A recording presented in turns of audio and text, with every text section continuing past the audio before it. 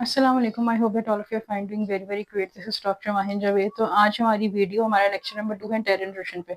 मैंने आपको कहा है कि वीडियो आप पे जितने ज़्यादा लाइक्स होंगे, वीडियो को आप जितना शेयर करेंगे, जितने कमेंट्स करेंगे, उतना हम इंटीरियर न्यूट्रिशन पे आगे जाते जाएंगे और मैं आपको इंटीरियर न्यूट्रिशन के डाइट प्लान सिखाऊंगी। इंटीरियर न्यूट्रिशन के प्लान आपको नहीं आते। इंटीरियर न्यूट्रिशन का प्लान उसी पेशेंट को आता है, सॉरी उसी पर्सन को आता है, उसी न्यूट्रिशनिस्ट को आता है जो हॉस्पिटल में काम करता है, जिसको एक्सपीरियंस होता है। क्योंकि इसमें कौन सा इंटीरियर फार्मूला देना है, पर स्कूप उसकी क्या सर्विंग है, कितनी नहीं है, इसलिए आप वीडियो को ज़्यादा से ज़्यादा शेयर करें। पूरे लेक्चर को देखिए, हम इस पे सीरीज बनाएंगे। इंटीरियर न्यूट्रिशन एक लेक्चर में कवर नहीं हो सकता। इससे पहले वाला लेक्चर मैंने आपके लिए बनाया था कि इंटीरियर न्यूट्रिशन का इंट्रोडक्शन क्या है, क्या इंडिकेशन है, क्या कॉन्ट्रा इंडिकेशन है, कब देना है, कब नहीं देना।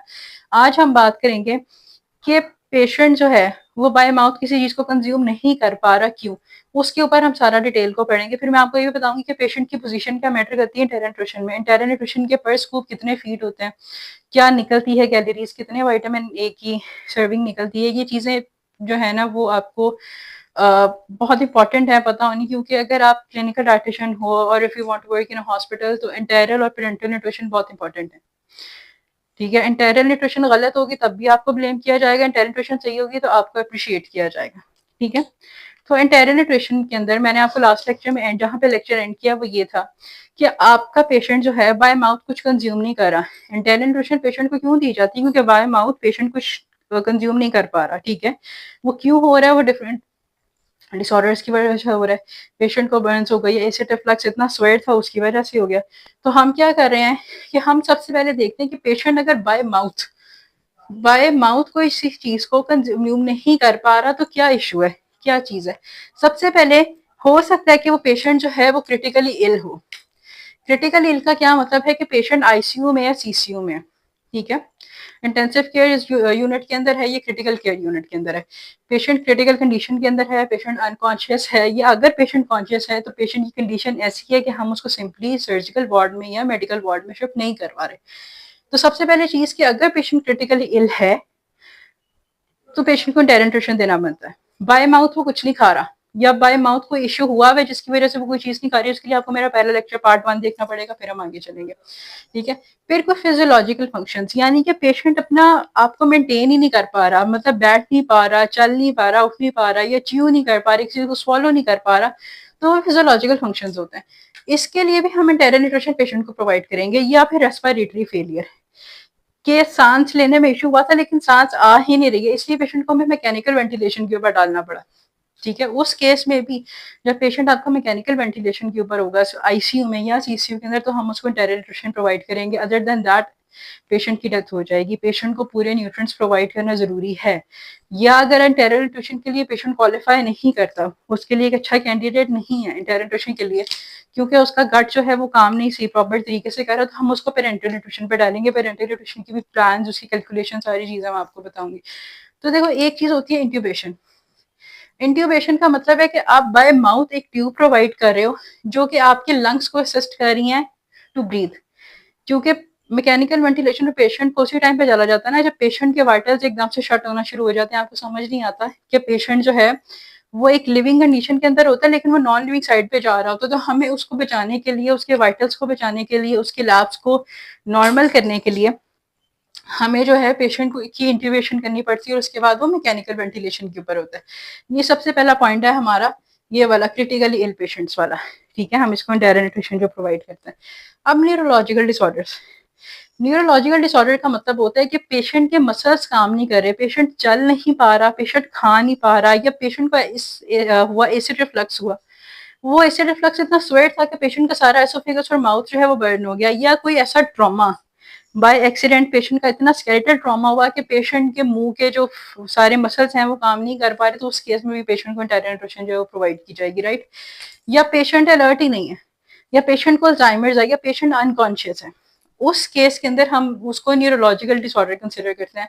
जिस तरीके से आपका अल्जाइमर्स है, मल्टीपल सेक्लेरोसिस है, यानी कि आपके मसल्स ही नहीं काम कर रहे। जो आपके मसल्स ही नहीं काम कर रहे तो आप बॉडी के को किस तरीके से मूव करवाओगे, स्पेशली आपके माउथ के मसल्स। ठीक है, तो इसमें सबसे पहले जो मेन चीज है वो अलर्टनेस है कि पेशेंट अलर्ट है ही नहीं। और अगर पेशेंट अलर्ट नहीं है तो उसको या फिर उसको डिस्फेजिया। डिस्फेजिया का मतलब कि वो खाने को स्वॉलो ही नहीं कर पा रहा।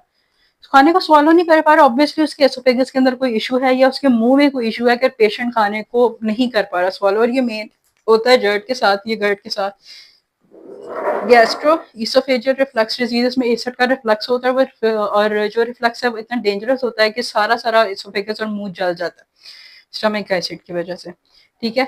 या फिर पेशेंट को स्ट्रोक हो सकता है। स्ट्रोक क्या होता है कि आपके ब्रेन के अंदर कहीं पे ब्लड क्लॉट हो गया, उस ब्लड क्लॉट की वजह से ऑक्सीजन आगे नहीं जा पा रही, तो उस पर्टिकुलर ऑर्गन के अंदर इस्कीमिया हो गया। इस्कीमिया होता है कि आपके बॉडी को आपके जिस जगह पे खून जाना है उसको ब्लड फ्लो नहीं मिल रहा, उसको ऑक्सीजन नहीं मिल रहा, वो जगह डैमेज होना शुरू हो जाती है। तो स्ट्रोक की केस के अंदर भी हम पेशेंट को इंटरनल न्यूट्रिशन प्रोवाइड कर सकते हैं। Traumatic brain injury, traumatic brain injury है कि ब्रेन के किसी भी पार्ट को इंजरी हुई है। तो जब ब्रेन के किसी पार्ट को कोई इंजरी हुई है तो पेशेंट की कोई ना कोई जगह जिससे साथ वो उसका ब्रेन उस साइड को रिलेट कर रहा है, सेरेबेलम है, आपका कोई भी पार्ट है, उसके अंदर वो चीज डिस्टर्ब हो जाएगी, आपका बॉडी का मैकेनिज्म डिस्टर्ब हो जाएगा। इसलिए ट्रोमेटिक ब्रेन इंजरी के अंदर भी इंटरनल न्यूट्रिशन प्रोवाइड की जाती है। और अगर ट्रोमेटिक ब्रेन इंजरी अगर आपकी जीआईटी के साथ लिंक करी है और आपका जीआईटी गैस्ट्रोइंटेस्टाइनल ट्रैक्ट जो है वो भी उस टाइम पे फंक्शनल नहीं है, तो फिर आप पेरेंटल न्यूट्रिशन के ऊपर जाते हो, ठीक है। या एल्जाइमर्स है, एल्जाइमर से होता है कि पेशेंट भूल जाता है और वो स्वेयर कंडीशन होती है। वो ये चीज नहीं होती कि आपने थोड़ी देर के लिए चीज की और भूल गए, जब स्वेयर लेवल पे पेशेंट भूलना शुरू कर देता है तो वो अल्जाइमर्स है। और इससे कम लेवल जो है वो डिमेंशिया का है, जो थोड़ी टाइम के लिए चीजें जो है वो जो कि आजकल बहुत कॉमन हो गया, स्पेशली विटामिन B3 और ओमेगा 3 की डेफिशिएंसी की वजह से, ये अल्जाइमर्स है। या फिर कोई ऐसा इन्फेक्शन पेशेंट को हो गया कि जिसकी वजह से उसकी जो बॉडी है मूव नहीं कर पा रही है, कोई ऐसा स्किन इन्फेक्शन था कि जिसको मूव करने से उसकी बॉडी में फ्रिक्शन प्रोड्यूस होती है और रशेस इंक्रीज कर जाते हैं और ब्लिस्टर्स इंक्रीज कर जाते हैं, उस केस में भी पेशेंट को टेरर प्रोवाइड किया जाएगा। या ड्रग टॉक्सिसिटी हो गई है। अब ड्रग टॉक्सिसिटी के अंदर क्या होता है कि जब आपकी ड्रग टॉक्सिसिटी लेवल के अंदर चली जाती है, बहुत ज्यादा आप उसे कंज्यूम करते हो, वो आपके लिवर और किडनी को तो डैमेज करी है, लेकिन वो आपकी बॉडी को भी कहीं ना कहीं से कोई साइड इफेक्ट प्रोवाइड करती है। वो आपको जो है वो सीजर्स भी आने शुरू हो जाते हैं अगर आप पेशेंट उसकी मेडिसिन की इंक्रीज कर देते हो टॉक्सिसिटी। मतलब आप एक मेडिकेशन का ले रहे हो और आपने इतना ज्यादा ले लिया कि वो मेडिकेशन आपको टॉक्सिक लेवल पे चली गई, उसने फौरन आपका लिवर और किडनी तो खराब की, लेकिन साथ ही साथ आपकी बॉडी में सीजर्स भी आना शुरू हो जाते हैं। उस केस में भी पेशेंट को इंटरनल न्यूट्रिशन प्रोवाइड की जाती है। एंड देन लिवर डिजीज में भी जब लिवर काम नहीं कर रहा तो बॉडी को कोई न्यूट्रिएंट नहीं मिल रहा, इसलिए हमें न्यूट्रिएंट इंटरनल न्यूट्रिशन के थ्रू प्रोवाइड करना पड़ेगा और सबसे पहले इस लिवर डिजीज को ट्रीट करना पड़ेगा, इस टॉक्सिटी को बॉडी से खत्म करना पड़ेगा। ये हमारा दूसरा पॉइंट था। अब हमारा तीसरा पॉइंट जो है वो मैकेनिकल डिस्फंक्शन है। मैकेनिकल डिस्फंक्शन का क्या मतलब है? देखो, एक चीज हमेशा याद रखो कि there is a difference between आपका डिस्फंक्शन एंड मैल फंक्शन। ये बहुत इंपॉर्टेंट है मेडिकल की फील्ड के अंदर। डिस्फंक्शन का मतलब होता है कि एक जगह जो काम नहीं कर रही, अब मुंह है वो काम नहीं कर रहा, हाथ है वो काम नहीं कर रहा, सिर्फ वो एक जगह, ये अब्डोमिनल के मसल्स हैं, उनमें स्टमक के मसल्स नहीं काम कर रहे, तो that will be called as dysfunction. लेकिन आपका जो मेल फंक्शन है, इट मीन्स कि आपकी पूरी बॉडी उसमें इन्वॉल्व है। आपकी बॉडी जो है, कुछ ऐसी डिजीजेस होती हैं कि आपकी पूरी, आपका ब्रेन हुआ, आपको ये इंजरी जो मैंने आपको भी पढ़ाई है, brain injury, traumatic brain injury, इसके अंदर क्या होगा, आपका ब्रेन इन्वॉल्व है, उस ब्रेन की वजह से पैरालिसिस हो गया, पैरालिसिस की वजह से आप बॉडी मूव ही नहीं कर पा रहे, ठीक है, तो वो मेल फंक्शन है। या फिर आपको लिवर का इश्यू हुआ, ड्रग टॉक्सिटी की वजह से आपकी किडनी भी डैमेज हो गई, आपका पैंक्रियास भी डैमेज हो गया और आपके इंटेस्टाइन भी डैमेज होने वाली साइड पे चले गए, आपका स्टमक एसिड प्रोड्यूस नहीं कर रहा, तो that will be called as malfunction. लेकिन जो एक साइट को या एक ऑर्गन को या एक एरिया को कवर कर रहा है, दैट इज अ डिसफंक्शन, ठीक है। और अदरवाइज जो होल चीज को कवर कर रहा है, पूरी बॉडी को कवर कर रहा है, that is considered as malfunction आपका, ठीक है।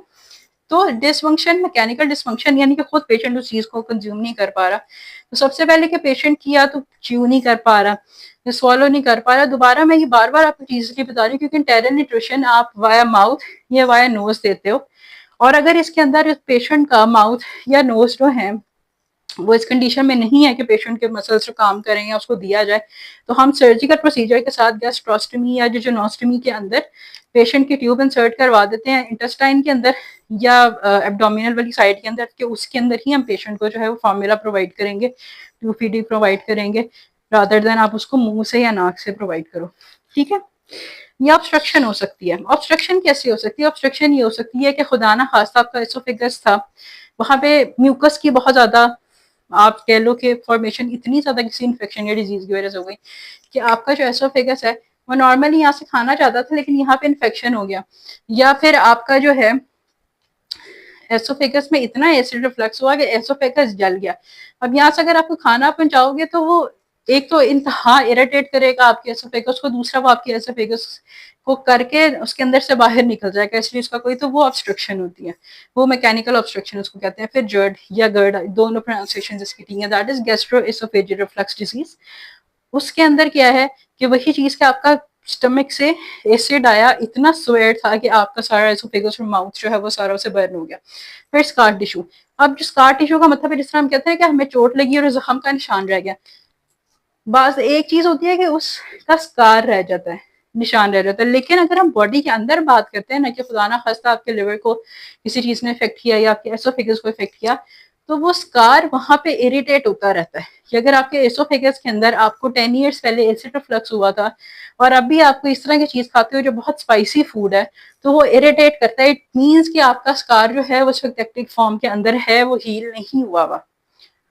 ठीक है, तो वो आपकी चीज काटी, या एसिड रिफ्लक्स में आपको बता रही हूँ कि दोबारा से एसिड जब उसमें आ जाते हैं। ये नंबर 3 और नंबर 4 पे आपके पास मेन चीज क्या आई कि लो एपिटाइट। अगर पेशेंट के लो एपिटाइट है, पेशेंट को एनोरेक्सिया नर्वोसा है, फियर ऑफ ईटिंग है कि मेरा वेट गेन हो जाएगा, उसकी वजह से खाने के फौरन बाद ही वॉमिटिंग को इंड्यूस करवा देना एनोरेक्सिया नर्वोसा है।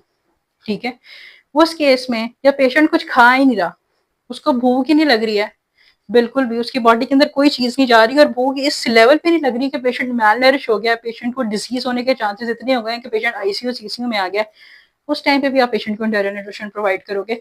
या एग यूसिया हो गया, एग यूसिया का मतलब है कि आपका टेस्ट खत्म हो गया। ठीक है, आपका टेस्ट बिल्कुल खत्म हो गया, जिस तरीके से फीवर के अंदर आपका टेस्ट खत्म हो जाता है लेकिन वो एक लिमिटेड टाइम 2-3 दिन बाद टेस्ट वापस आ जाता है। या डिसग्यूसिया, डिसग्यूसिया का मतलब है कि आपका टेस्ट ही ऑल्टर हो गया, कुछ ऐसी मेडिकेशन की वजह से आपका टेस्ट जो है वो ऑल्टर हुआ, या आपने कोई ऐसा फूड खा लिया था या एसिड मुंह में आ गया था कि आपके टेस्ट बड्स जो है, आपके रिसेप्टर्स जो हैं वो सारे खत्म हो गए। तो टेस्ट का ऑल्टर हो जाना और टेस्ट का खत्म हो जाना ये बहुत इंपॉर्टेंट है, एपेटाइट में काम करते हैं। ये आपको नोजिया वॉमिटिंग, आपने चीज खाई फौरन आपको वॉमिटिंग हो गई, आपकी स्टमक की कंडीशन इस किस्म की, आपके स्टमक के मसल्स इतने वीक हैं कि आपको फौरन खाना खाते सारी जो है वो आपकी बॉडी से बाहर एक्सक्रीट आउट हो जाता है। तो उन केसेस के अंदर, या नमूनिया जिसमें पेशेंट बाय माउथ नहीं कुछ खा पा रहा, उस केसेस में हम पेशेंट को एंटेरल प्रोवाइड करते हैं।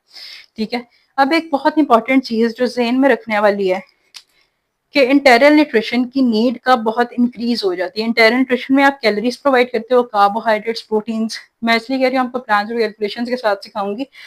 तो जितनी आपकी कैलोरीज जा रही हैं, सपोज 700 एक फार्मूला से जा रही हैं या 1500 एक फार्मूला से जा रही हैं, ठीक है, ग्लूसरना से, तो उसके अंदर कैलोरीज कौन सी ऐसी कंडीशन है जिसमें वो ज्यादा हो जाएगी कैलोरी आपकी। देखो, एक तो बर्न्स के अंदर, बर्न्स के अंदर क्या होता है, यानी कि जो चीज जल जाती है उसमें आपकी बॉडी को रिक्वायरमेंट होती है दो चीजों की, एक फ्लूइड को रिससिटेट करना है, यानी फ्लूइड की रिससिटेशन करवानी है, फौरन बॉडी को पानी दिलवाना होता है, बॉडी शट डाउन हो जाती है बर्न्स के केस में।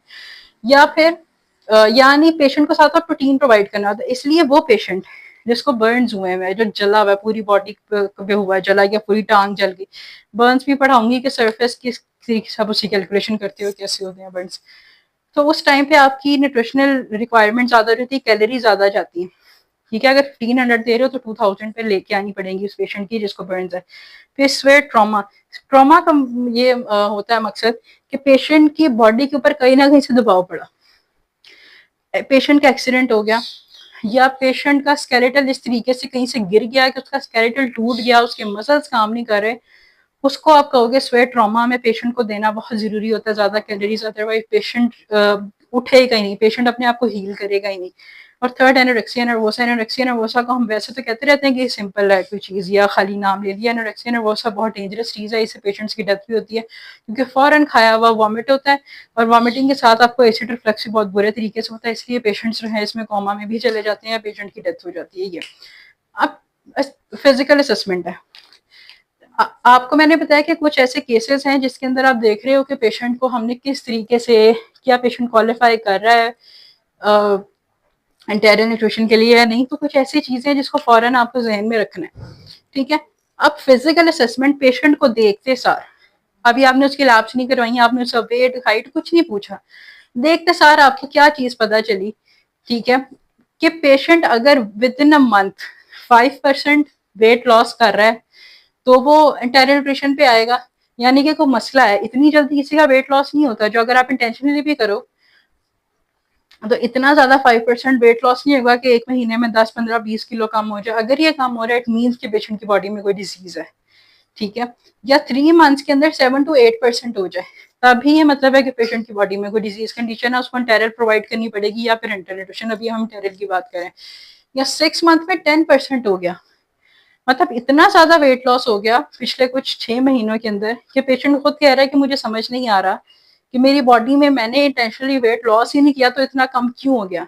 उस वो भी चीज अलार्मिंग है, उसमें भी हम इंटेरियर न्यूट्रिशन को देखेंगे, या 1 साल के अंदर 20% कम हो गया, ये तो बहुत ज्यादा है, इसमें भी हम पेशेंट को चेक करेंगे।